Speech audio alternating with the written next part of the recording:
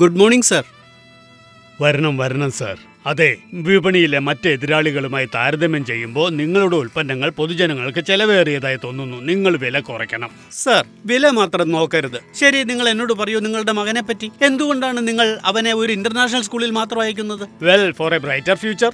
അവന്റെ മികച്ച ഭാവിക്കായി. അത് ശരിയാണ് സർ. ഇതെല്ലാം മൂല്യത്തെക്കുറിച്ചാണ്. കൂടാതെ നിങ്ങൾ ഏത് കാറാണ് ഓടിക്കുന്നത്? ലാലേട്ടൻ പ്രൊമോട്ട് ചെയ്യുന്ന അതേ കാർ.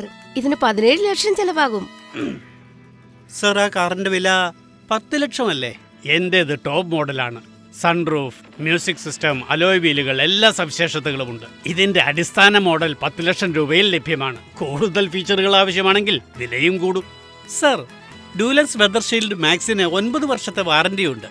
മറ്റുൽപ്പന്നങ്ങൾ പരിശോധിക്കുക, അതിന് 7 വർഷം മാത്രമാണ്. ഞങ്ങളുടെ വെതർ ഷീൽഡ് മാക്സ് നിങ്ങൾക്ക് PU ടെക്നോളജി ഉപയോഗിച്ച് ഉയർന്ന തിളക്കം നൽകുന്നു. പിന്നെ ഇലാസ്റ്റിക് ഫിലിമും, വീടിന്മേൽ പൊട്ടുവരുത്താതിരിക്കാൻ. സർ, നിങ്ങളുടെ കാറിനെ അടിസ്ഥാന മോഡലുമായി താരതമ്യം ചെയ്തില്ലെങ്കിൽ 9 വർഷത്തെ പെയിന്റും 7 വർഷത്തെ പെയിന്റും നമുക്ക് എങ്ങനെ താരതമ്യം ചെയ്യാം? യാതൊരു മത്സരവുമില്ല.